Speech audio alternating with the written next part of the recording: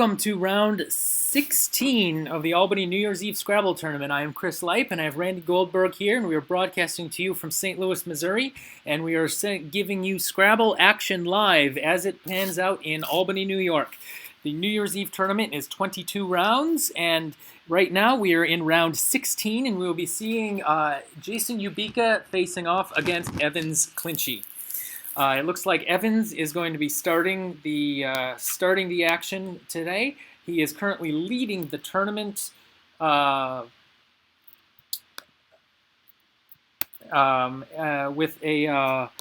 defeating Jennifer Lee. He is now 13-2 with a game lead over the rest of the field. And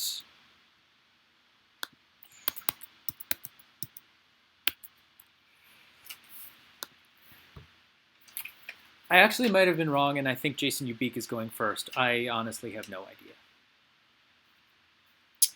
But in any case, we are off. The play has started.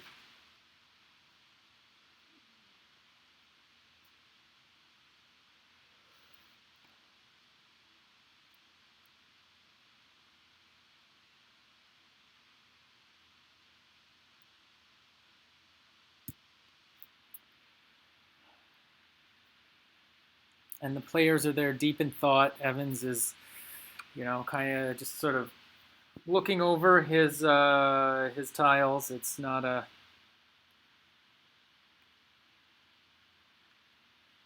He's generally a pretty loose player, taking a sip of water.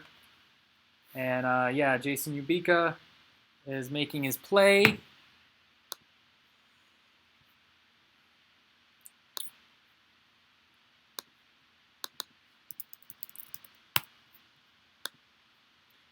And plays hookah, which is going to be fairly standard from that rack. Doubles the H, hits the double word score. There's no bingos, keeps L blank. It's a fine play.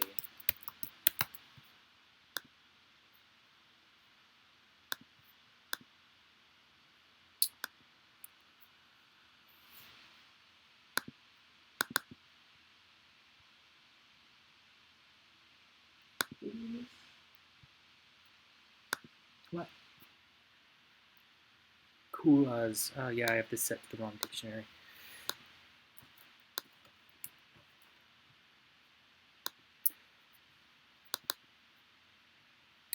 Let's this over. Jason has... Yeah, so Jason did have Kulas, and yeah, plays hookah, which will be... Hookah is fairly standard if you don't know the bingo. It's an obscure columns only word, isn't it? So it's pretty reasonable. Then you might not have realized.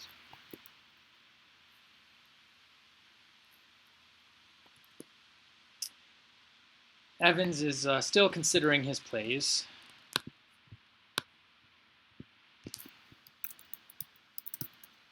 And Jason has drawn a rack that's, looks a bit more balanced, a bit more like they're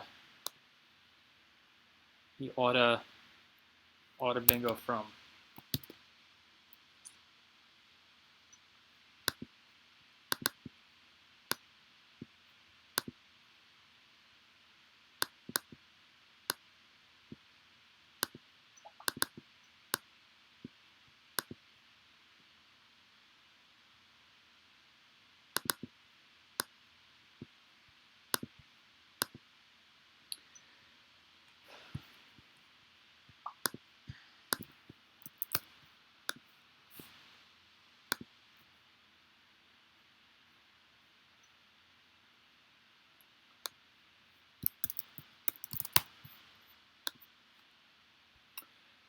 So Jason does have a bingo on this rack also. Only one. It does play in two places, so we'll see if he finds it.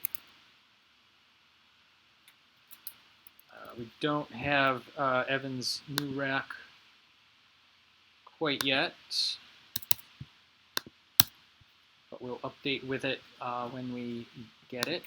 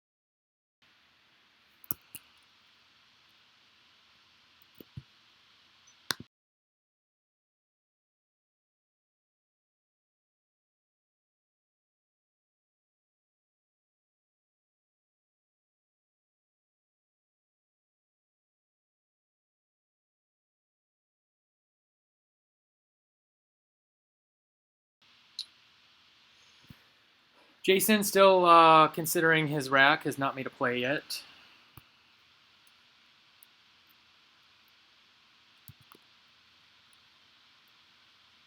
He's rearranged his rack in the order that the bingo goes, and it looks like he has found the bingo. No, there are actually 2 more games after this one. Question from the chat, is this the final game of the day?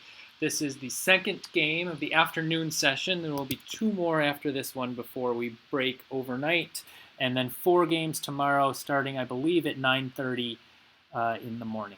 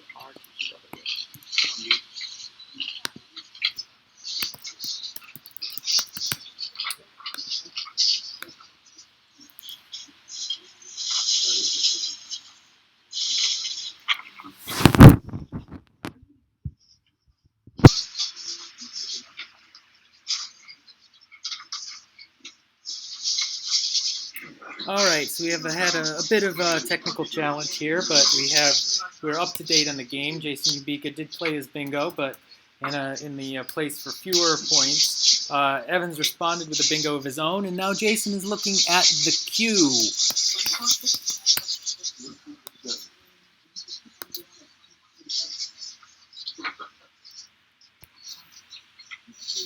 The cue, no you, and an open triple triple.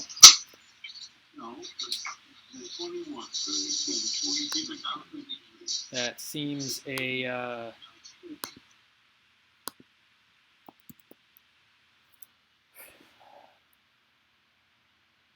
unenviable position to be in.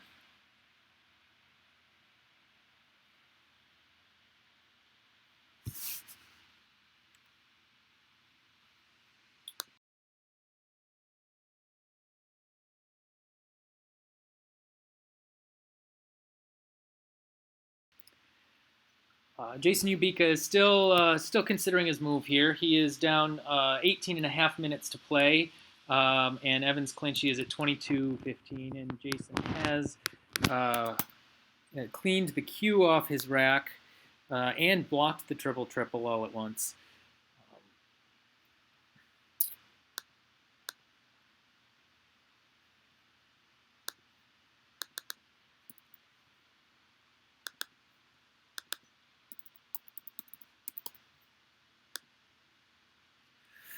And yeah, there weren't very many plays that scored. Most of the plays that scored kept the Q on the rack, so QAT taking out the triple line is pretty much as good as anything for Jason in that situation.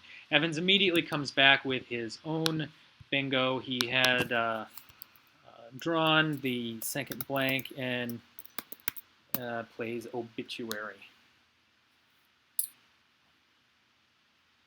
We're a little bit blind as far as Evans' rack right now. We're working on getting the technical video feedback. So ACEEEN.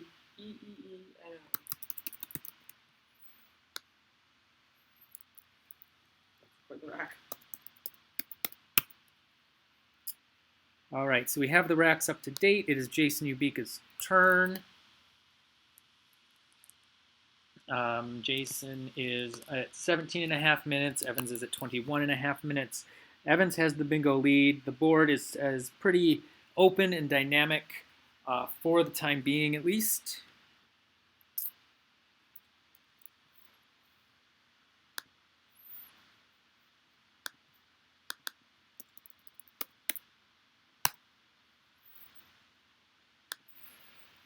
And Jason again has a rack without much flexibility and without a whole lot of options to score very well. So it's a bit of a difficult situation that Jason's finding himself in, to have this early deficit against especially a player of Evans' caliber, and not really have the firepower right now to respond effectively.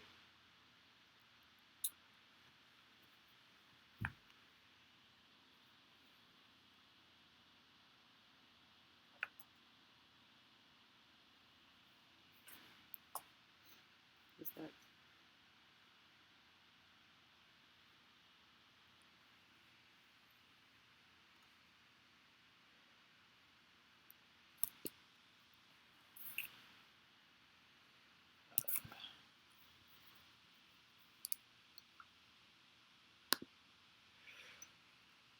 Jason has gone with Roth, which moves the W. It keeps the double L's, which is going to be a bit of a difficulty going forward, but it scores reasonably well, and it does keep the board open, as open as he can, to facilitate a potential future comeback.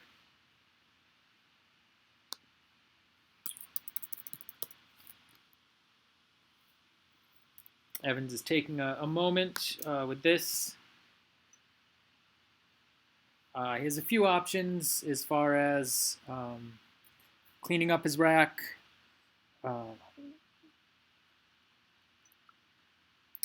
Some plays through the O up top, perhaps. Some plays through the R in Roth that scores a little bit, moves a bunch of tiles. There's really no amazing play here, but a lot of just normal mid stuff that balances. And Evans does play Cooey up top.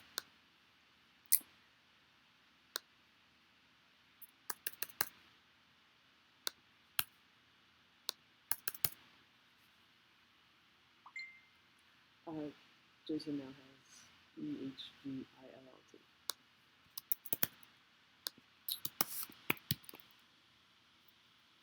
All right.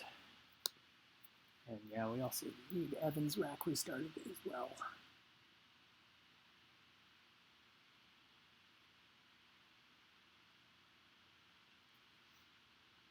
Should I tell me both backhands?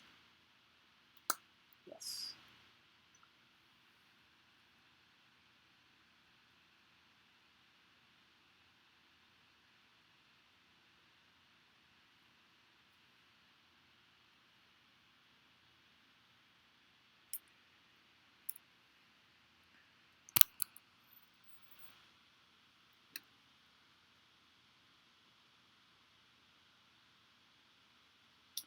Jason is generally a slow player, and this game is no exception. He's also had some pretty hard racks at this point.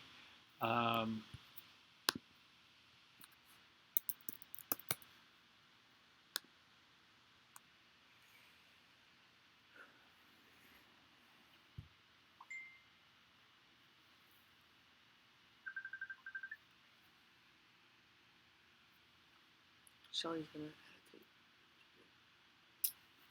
hesitate. Okay.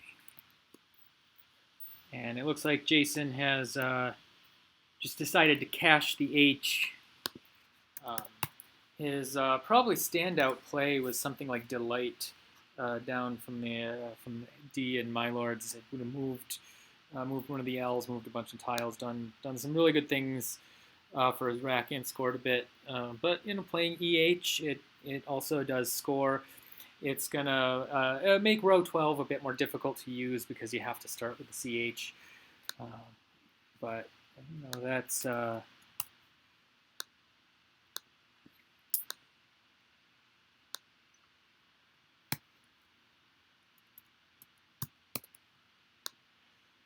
that's how it is. Shelly's gonna hesitate. Mm-hmm. So I'm gonna have. So don't worry about getting that rack cam because she'll give me advices.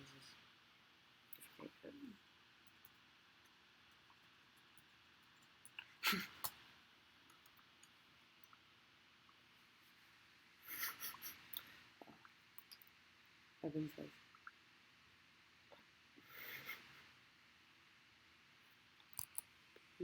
Evan says AEENOY.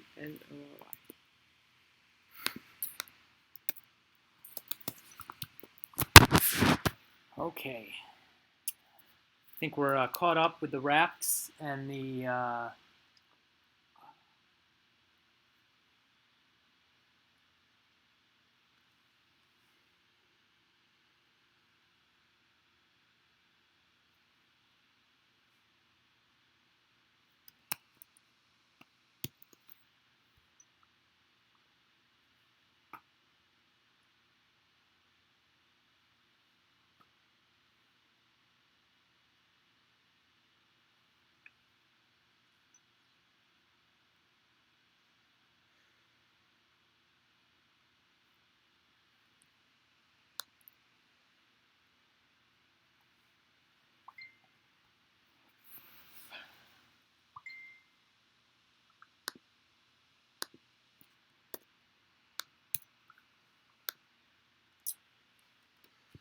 no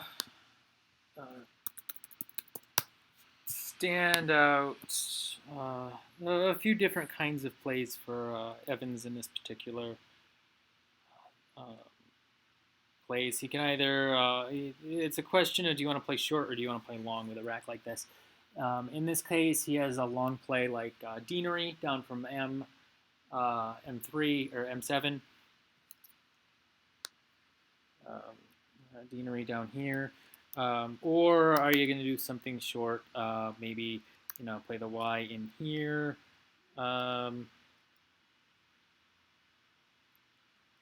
OYE goes or YAE or one of these things over here. There's also some other like A4 AY here. It's a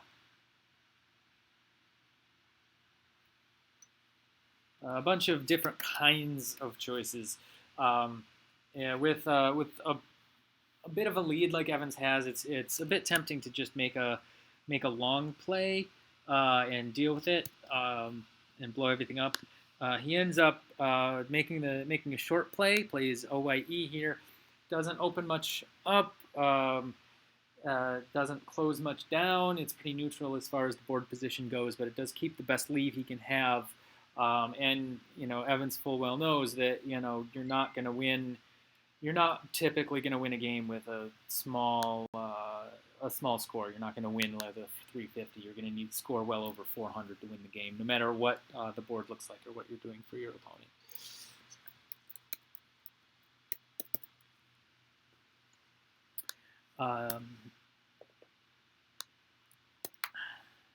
Now Jason, again, is struggling to get some real synergy on his rack.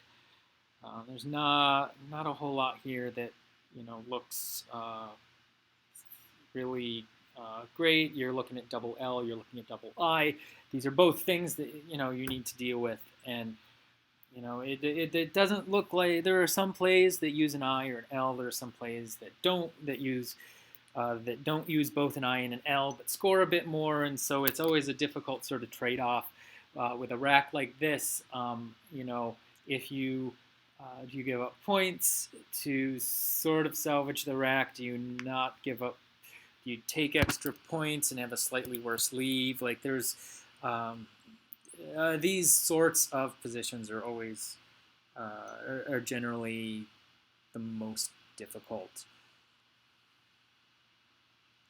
Jason picks up a few tiles, puts them back down, thinks better of it, picks up some different tiles. He's going back and forth with this play, and it's a difficult decision to make, and especially when you're down a bingo to the guy leading the tournament. And you're sitting on a rack like this. So what do you think you would do? I think. I actually think making one of the bigger scoring plays, something like Glom seems good. Glom at K5 seems good, but it does restrict some of the bingo lines down J column, M column. So you might want to avoid that. I mean, K column itself is also a bingo line, like stuff will overlap there. You also have something like M3 Timid, actually, which is parallel to Obituary, scores pretty well. It does block off row 3 and keeps GLL. I think of those, I think I like Glom, and just, you're leaving the I open in row 3, you're leaving the S open down N column. And it's, it does restrict some of the other lanes, but at least it moves the G and undoubles the L, and then you can deal with double I next turn. IILT isn't going to be the worst leave in the world.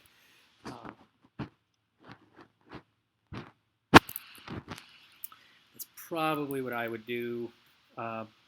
Jason plays a limit through the I, which does keep the board kind of active. Putting the vowel next to the colored square on J2 is going to be an aggressive play. The Q is already on the board, but the X is still out, and so that could potentially be a factor moving forward.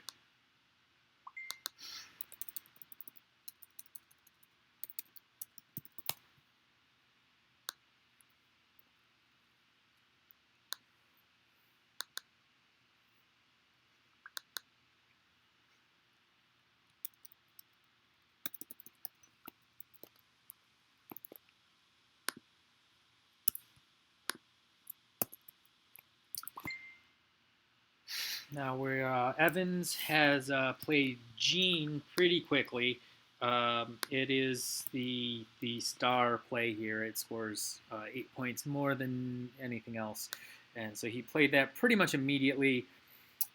Gene also has the added benefit of, taking out taking out this row 2 line. There can be a shorter play in here that's taking advantage of the J2 square, but there's no bingos, no bingos happening on Evans' watch on row 2.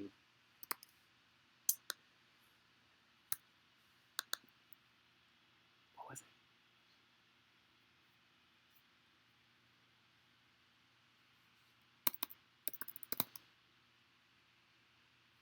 it? And Jason Ubika is on turn again. Evans, as we've said before, Evans is a pretty fast player, and especially when he sees his opponent is playing slowly, he will play faster.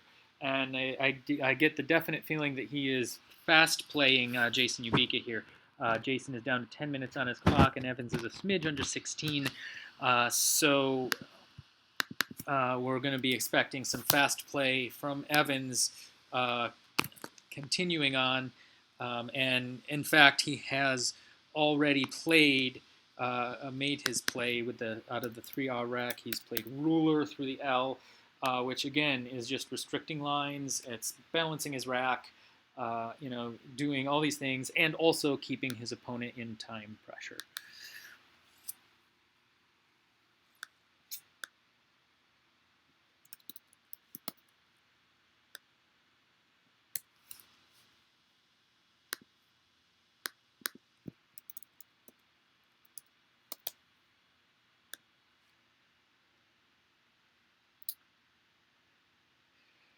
Jason can't seem to draw an E for his life. His next rack, another double I rack, no other vowels. It's looking pretty dire.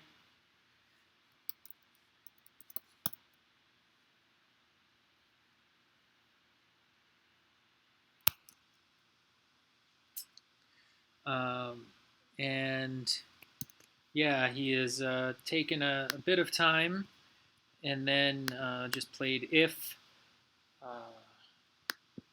desperately trying to balance his rack however he can.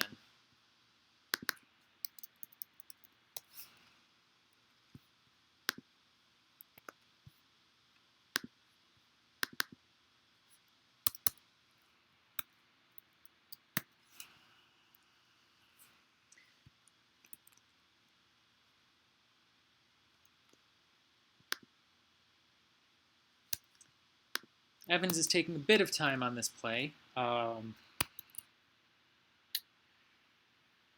Again, there's no real standout here, so it's worth having a bit of contemplation over.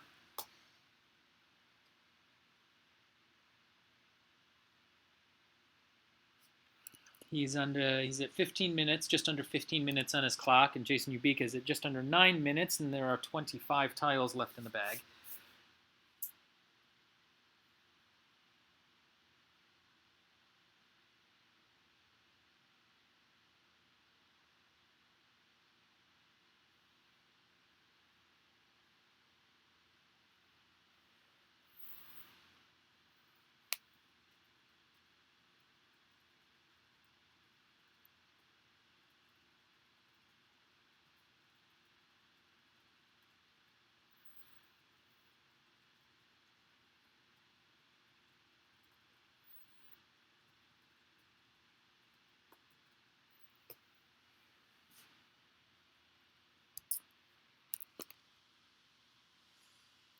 There are so Evans,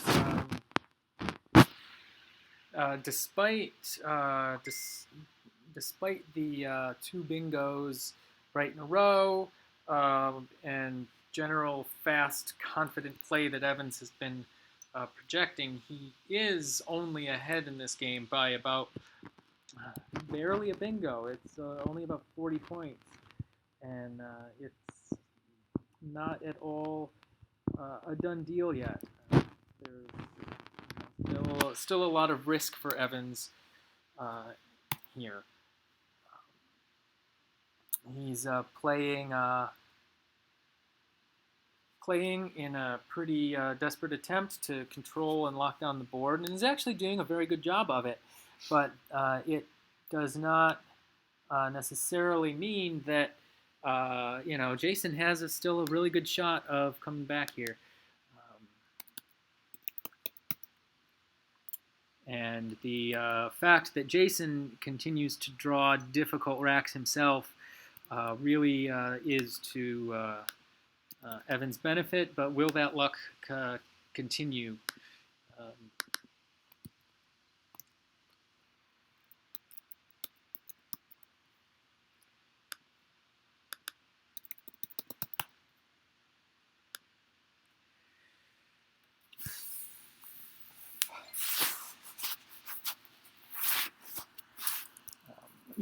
Definitely in Evans' favor is the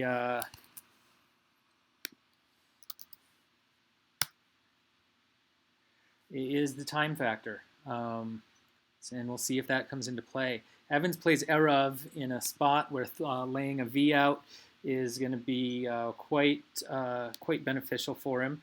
That puts Jason on turn. And holding the Z, the natural play that's going to happen here that one would want to happen here is something down from the V, which of course will then give access to rows 14 and 15. But we'll see it's not not always that easy to do if you're not holding the tiles. Jason cashes the Z, plays sits. And now Evans is sitting on a bingo that does not seem to go anywhere. He's rearranged his rack to spell piteous. He's rearranged his rack to spell poutiest. So there are options here that sadly don't fit on the board. But the reason they don't fit on the board is because Evan's plan of restricting the volatility on the board to hold on to his, barely a bingo, a tempo plus size lead is actually going quite well. We'll see. Evans is taking a little bit of time, hasn't played yet. We'll see what he ends up doing. The immediate natural play is, of course, playing VoIP down here. After spending so much time restricting the volatility of the board without really any sort of idea what Jason Ubika has, it's difficult to make much of an inference based on his last few plays. He played Nid, which suggests a strong leave. He played Sits, which suggests he had maybe a strong leave and drew the Z, but maybe not. So, Evans might not want to play VoIP just because it's it's going to open up lanes 14 and 15, which he really doesn't want to do. He wants to have the rack that has the flexibility to bingo on lines on 14 and 15 once Jason makes this H12 play. So what are some other options that Evans has if he doesn't want to play VoIP?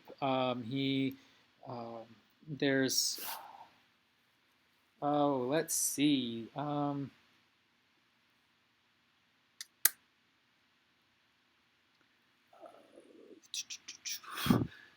There's something like Quack suggests Alp at 010. There is another S unseen that sets up a prime bingo S-ending bingo lane on row 13. If Jason does hit something on row 13, that would hopefully open up row 14 for Evans to bingo back.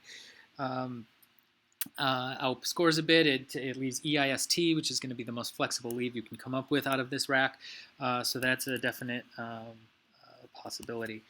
And it does not come without risks, however. There's some small stuff, some fishy stuff that Quackle has that doesn't make any sense given the layout of the board. And then there's PEIN down here, which again would set up a SPET hook at A1. And that one's actually pretty risky because if Jason does hit an A1 bingo, it's going to give nothing back. So there's really any play that Evans makes here, any reasonable play that Evans has that continues to score, which he must do since he's only up 30, also gives back an opportunity for Jason. Also, perhaps opens up an opportunity for himself if he's holding EIST or EUST after VoIP or something like that. So this is a really interesting turn and not at all obvious what you should be doing, because anything you do has some sort of trade-off. And Evans has taken, it looks like about 3 minutes and counting on this play, which is, this is the play that you want to use this time for, because it's very difficult. It's very difficult to try and assess what's in the unseen pool, what sort of rack Jason might have, what sort of bingos he might have. Do you want to open up an S-ending lane and hope that Jason gives something back if he does hit the S-ending bingo? Do you want to open up lanes for 8s that might not give anything back? Something like VoIP. VoIP goes down, and then, this gives nothing, this gives nothing. Like, you're, pretty stuck if Jason does hit a bingo after VoIP. And Evans has made a play that it's very interesting. He found a play that both scores and does not give back. Though it wrecks the rack as far as leave goes, but given that Evans is playing to hold on to about a 50-point win, this is exactly falling within line within what his strategy is. He's trying to make sure that A, he scores with every rack, and B, he does not give back an opportunity for Jason to bingo. So it's yeah, Spitz is a really interesting play, and it's an interesting answer to that conundrum, where all of the sort of so-called normal plays tended to give stuff back. And Evans has drawn the X, which he is going to be very, very happy to see. Jason has, in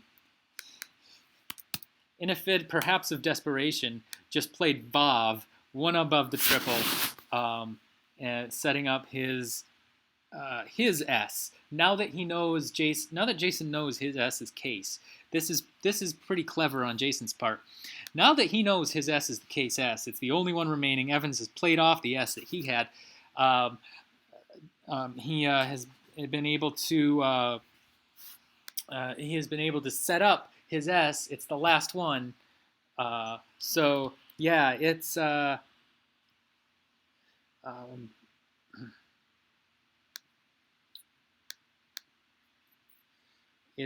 pretty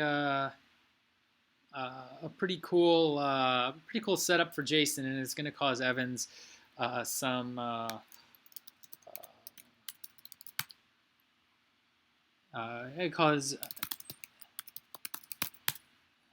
cause some agita from Evans' side of the table.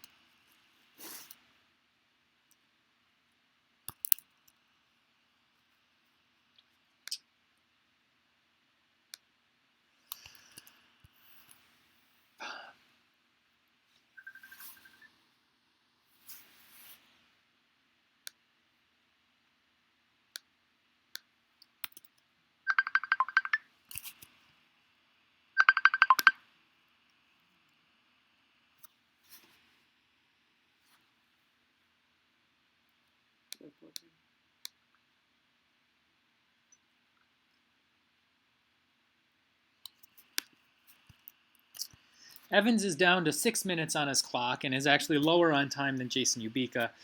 Jason played that Vav play immediately, and so he's just under 7 minutes.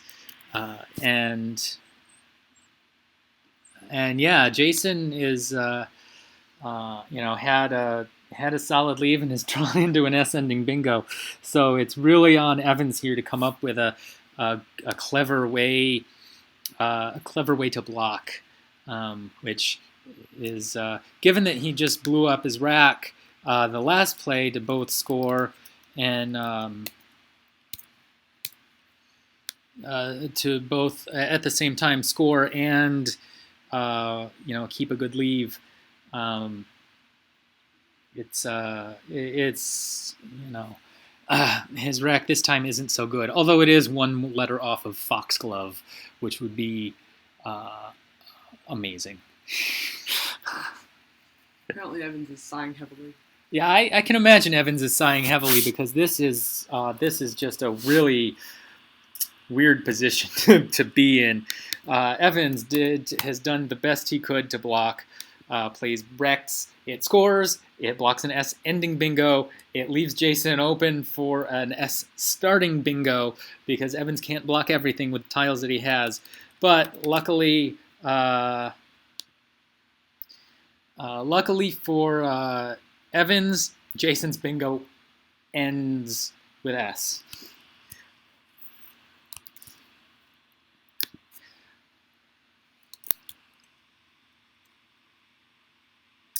He's laying down Sledge and hit the clock. Sledge goes down for 60, and now Evans is taking, the bag is now empty. Evans is taking a small lead into the end game, and that's really what he was hoping for. However, his final rack is pretty awful, and he's going to be hoping to, he needs to cash the F enough and maybe come up with an out and two with AOI or something.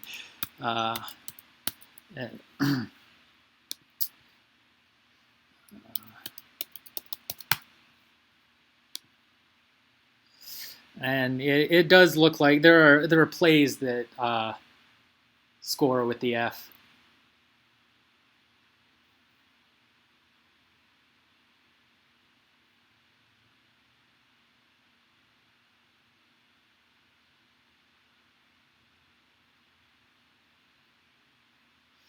Evans can play something like foo, which will score 30 something and should bring him home. Um, yeah, anything like that ought to be okay. There's goof up here that moves some tiles. These things don't lead to an out and two, and I'm not sure he's gonna find an out and two. But anything that caches the F, and I haven't quackled this endgame and solved the endgame to see if this is actually the case, but it looks like anything that caches the F should be able to outrun Jason, unless he comes up with something especially whiz bang to play out. And Evans has played foo. That's your your top scoring play. It's pretty pretty natural thing to do. Just score as much as you can with the F, and then hope it's enough to bring you back to the promised land.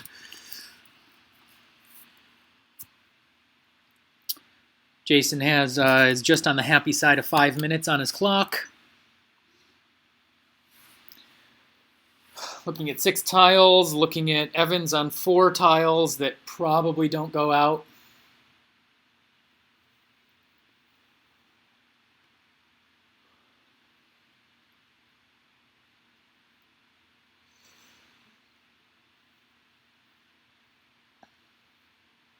Been a heck of a game from Evans, a heck of a show when it comes to board control and strategic play. A lot of times your top players are known for just knowing so many words and playing crazy bingos and putting up 500-point games. But this has really been a class by Evans in how to really shape the board and control the board to your own ends, and he held on to a small 30-point lead and rode that through the second half of the game all the way to the finish, and it's really been a really great illustration of just really top level Scrabble. The Spitz play in particular was an incredibly creative way to get out of a jam when none of the options really seemed to do what he wanted to do in terms of both score and he has... Oh, right, he does have a G. There's no E. There's a G. What did you think of Jason's Vav play? I think Vav was a really clever play. You see Spitz go down, and that's the case S. And Vav, it's really, really hard to block. You look at the remaining pool. There's nothing very blocky in the pool. You're catching Evans with some vowels and some awkward stuff potentially. And it's in a position where even if Evans does make a play to block, it doesn't score that much, and you're not behind by that much. And so if Evans does make a blocking play that scores 8, 10, 12 points, and then you hit Sledge for 60 anyway, you eventually have the upper hand. Vav was a really interesting and smart play, I think. And it worked out. It just so happened that Evans had a way to obscure the S-ending bingo lane while also scoring in the high 20s, and it was just enough to withstand the monster play that Jason had. The sledge that coming back. Jason was about to drop. Yep. So we're looking. Evans is down to about 2 minutes 30 seconds. Jason Ubika has just over 3 minutes on his clock. So we're expecting a play. Or no, Jason's at 2 minutes 30. Evans has 3 minutes on his clock. So we're expecting a play from Jason very soon.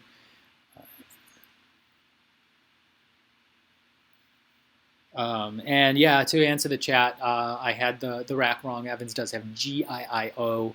and Jason has binder on his final rack. And Jason, does not have any out.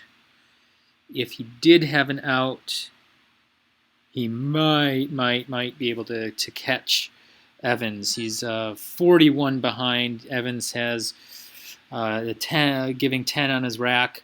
So Jason would need 31 and out to tie. And that's, there is no out. Certainly not 31 points. There are scores in the high 20s. So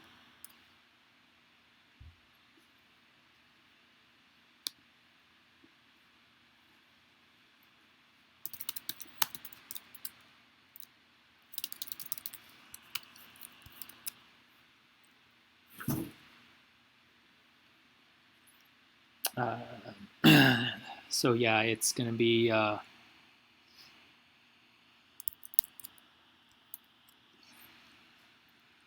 impossible for Jason to come back. I think Evans will be able to yank enough out of his final turn.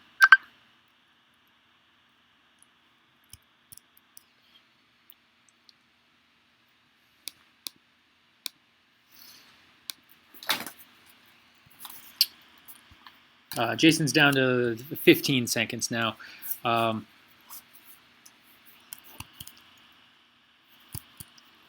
he plays Bride for 26.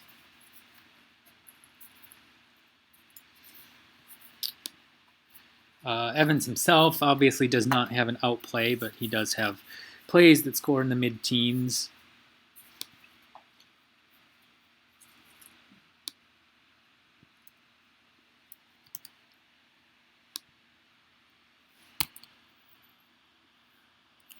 Taking a moment to consider the options. Evans does have some time. He plays Jin for 15, which top scores, and Jason is able to put down the N and neutralize the clock on 000. And it is Evans' victory, 402 to 379, in what has been just an amazing nail-biter of a game for Evans. Holding on, taking an early lead, and holding on to a lead that just kept getting thinner and thinner until finally Jason, holding the case S, set up this, made this clear but very clever setup. Playing Vav one short of the triple at H15 and forcing it on Evans to figure out the best way to block and continue to score, since the game was still very much in doubt.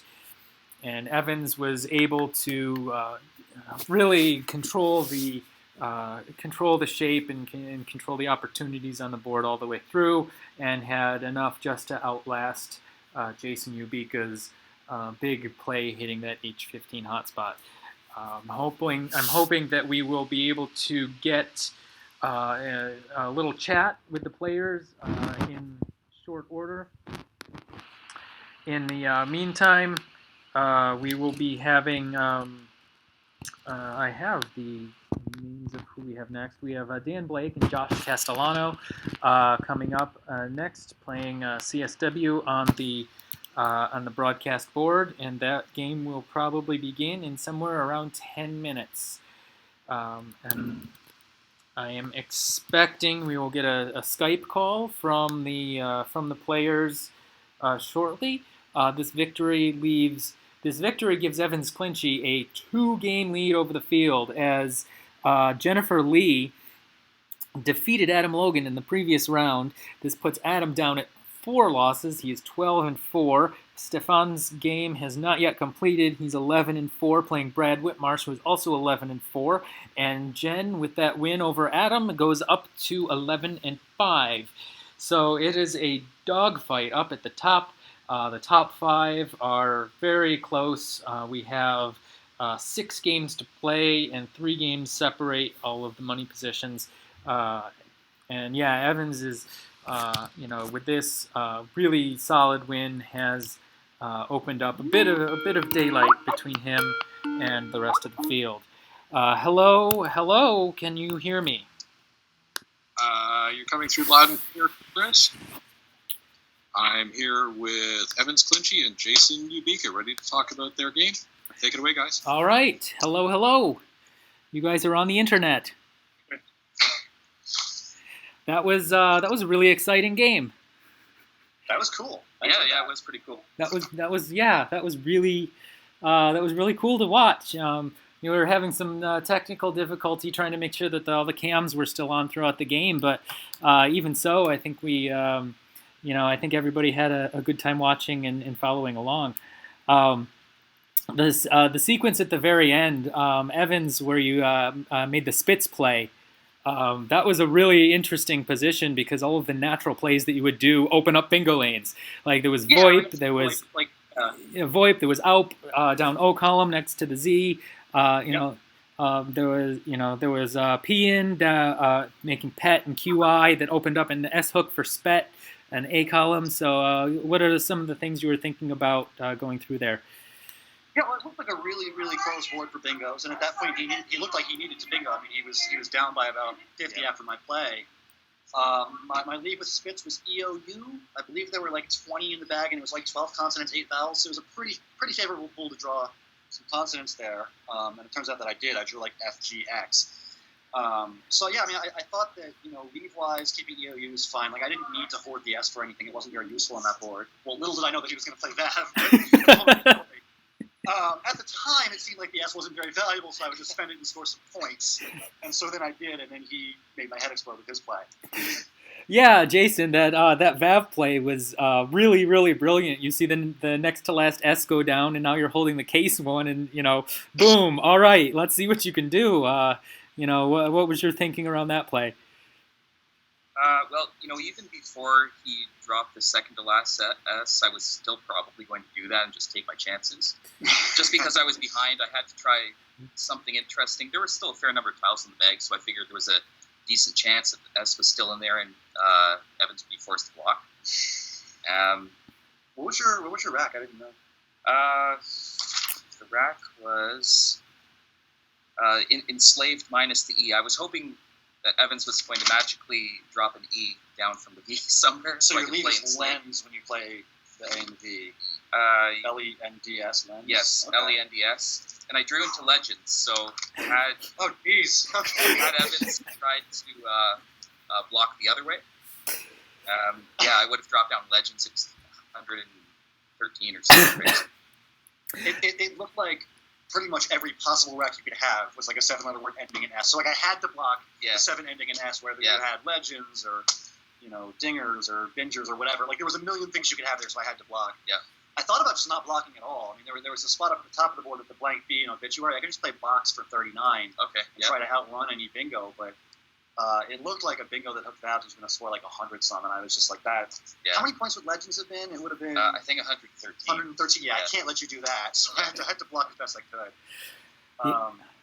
Did I miss a better word to block with than the Rex play that I made? I couldn't really think of anything. I don't think so. I didn't get a chance to ask Quackle about it, but that looked like it was pretty ideal. Like it was close enough-ish that you still needed to score, and he was going to score big back on the hook, so Rex, cashed the X. So it seemed to be better than playing through the V. No, I was keenly aware that if I can't block the V entirely, he's going to score. Even with a non-bingo, he's going to score quite a bit. I mean, Sledge was 60. So I had to score enough to outrun his 60-point play, which I did, fortunately. Rex was good for that. Yeah, I was thinking that if it wasn't such a high-scoring block, that I had a decent chance of just catching up with a high-scoring play going the other direction. Yeah. Because, I had Sledge ready to go, and, I kind of assumed that Legends would not be playable through one means or another. But Sledge was pretty good alternative, so I was just hoping that Evans maybe had to block by just making a 10-point play or something. Then it would have been a lot. I mean, my play scored more than 10, but it kept a weird lead. Like my lead was FGOOU, And like I know you're going to get 60 for your sledge or something like that. So I know that in the end game it's going to be close. I'm going to have an awkward rack. And meanwhile, you're drawing into a fairly balanced. I mean, the bag was still 6 letters in binder. I mean, it was a very nice balanced end game rack for you. So I knew I was still in trouble. But scored just enough to pull it out. Okay. Thanks very much, guys. We the next game is waiting to start. All right. Okay. Chris, let's make this a good one because his mom will want to see it. Alrighty.